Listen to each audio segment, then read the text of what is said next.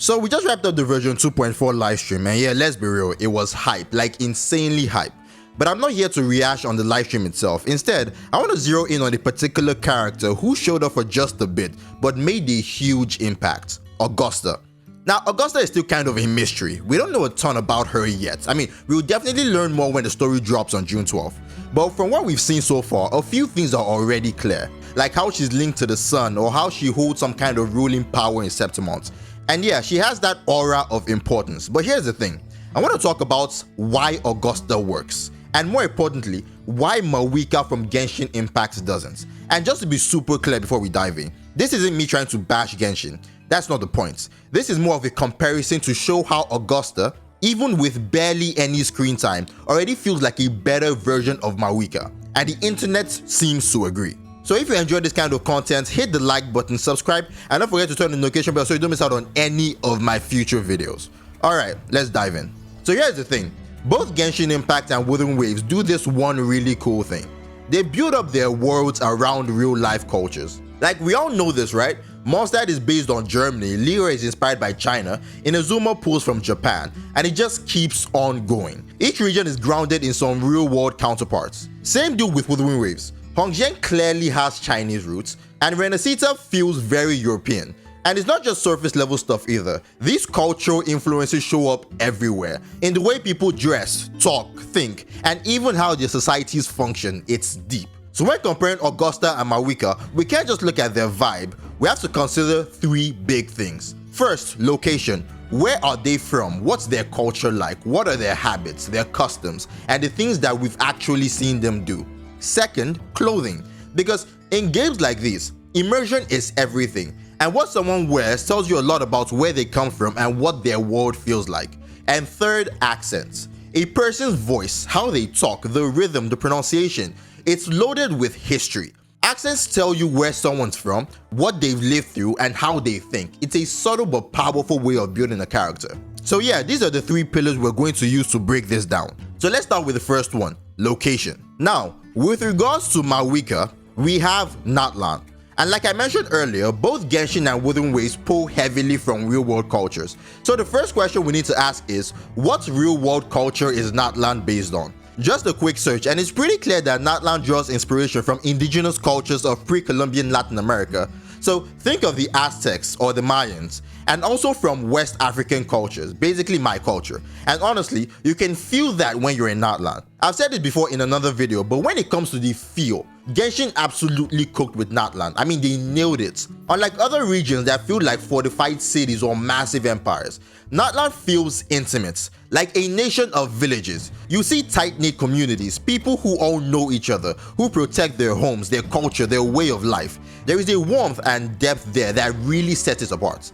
Genshin did a great job with how Natlan is depicted. But before we dive into how Natlan connects to Mawika, let's shift gears and talk about Septimont, Augusta's home. Now, it's pretty clear that Septimont is heavily inspired by Roman culture, and you can see it in the massive structures, the Colosseums, the emphasis on warriors and battles, and just the general grandeur. It had this ancient mythology vibe, the kind of stuff you only read in old stories.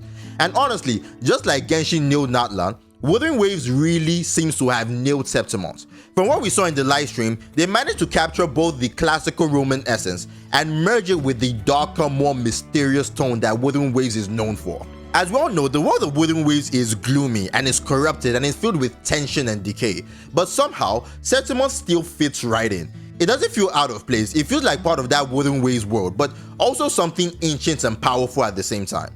So yeah, location wise, both games crushed it with where these two women come from. Now let's go a bit deeper. How do these locations show up in the way the characters dress? Alright, when it comes to people of African or Mesoamerican cultures, one thing is always clear. They are deeply cultural. It's not just in the way they talk, it shows a lot in the way they dress. I mean, even among each other, you can tell the difference. Like in West Africa, if you say Yoruba king, you know, yes, he's Yoruba. The same thing with an Igbo king, you can instantly tell, just from their clothes, the accessories, the style. That kind of visual identity is a huge deal.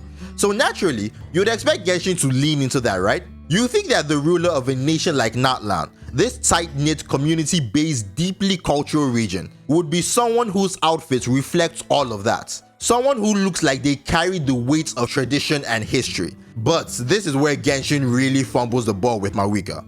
I mean, let's be real, the ruler of this vibrant village-based nation dresses like she's in a motorbike gang. Like, you've all seen her. I don't even need to describe it, you already know. The leather, the boots, the glasses, and of course that massive bike next to her. It's a cool design, don't get me wrong, but it doesn't just make sense for Natlan. It feels so disconnected. And I know some people will say that there is a bit of lore behind the bike because apparently it was made by Zilonin, and that's all well and good. But we've been given zero reason why the ruler of a nation like Natlan, a place full of tradition, culture, and tight-knit community vibes, would own something like that. It really comes off like the designer just wanted her to look badass without thinking too much about where she comes from or what she represents. But if we switch gears to Augusta, there is a whole lot of difference. Now, as I said earlier, we don't know a lot about her yet, but we have seen two important things: her drip marketing and that brief glimpse of her in the trailer. And honestly, from what we've seen, this woman looks exactly like what you'd expect a Roman goddess to be. Like, if you just closed your eyes and pictured a ruler of some proud, majestic, battle-hungry Roman-style nation, that's Augusta, no doubt. She's got this sun symbol on her head, she's dressed like she's always ready for war, and she's got this massive sword behind her. Like, you don't even need context. If you've never touched Wuthering Waves in your life, and someone showed you Augusta's drip marketing alone, you'd instantly think, oh yeah, she is royalty, she is power, she is Roman. And the wild part is, it's just costume design, that's all it is. That alone does so much. Like I said earlier, what a character wears adds a ton of immersion. And that doesn't just apply to Genshin or Wuthering Waves or gacha games, it's all across the board. Movies, animes, comics, what you wear tells people a lot about who you are even before you speak. And Augusta nails it. That's why people went wild with her drip marketing. It wasn't just because she looked cool, it's because everything about her design screamed culture, power, and intent. It made sense, it fits. So now that we've spoken about their clothing and how Augusta just fits the style she is created from way more than Mawika, let's talk about the last big difference between Augusta and Mawika. And honestly, this is what makes Augusta work where Mawika kind of falls short: the accent. You see, Genshin has this, well, maybe not a nasty habit, but it's something other games could learn from. Every character from every culture, every region, no matter where they're from, they all speak American English. I honestly don't think there is a single Genshin character who speaks anything with other accents. And to be fair, if Wuthering Waves didn't exist, I probably wouldn't have minded so much. I would have just thought, okay, this is probably how gacha games are generally.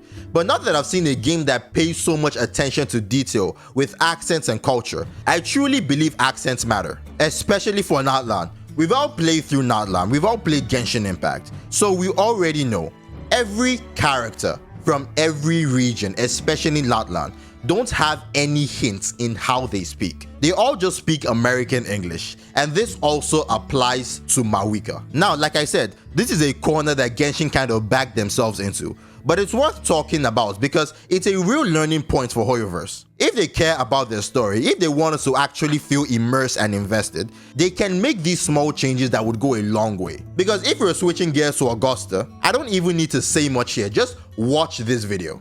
You all know well that gladiatorial combat is the lifeblood of our ancient and mighty city. Warriors, may your courage honor Septimont and prove your loyalty to its spirit. So this video tells us a lot, right? Like, if her outfit gives us a clear picture of who Augusta is and where she's from, then her accent just nails it even further. She's got this thick accent, something we only really heard before in Zani. And honestly, it caught me off guard because I was expecting more of an English accent since most folks in Renesita tend to have that vibe. But this was different and it worked so well. So from everything we've talked about here, can we say Augusta is an overall better character than Mawika?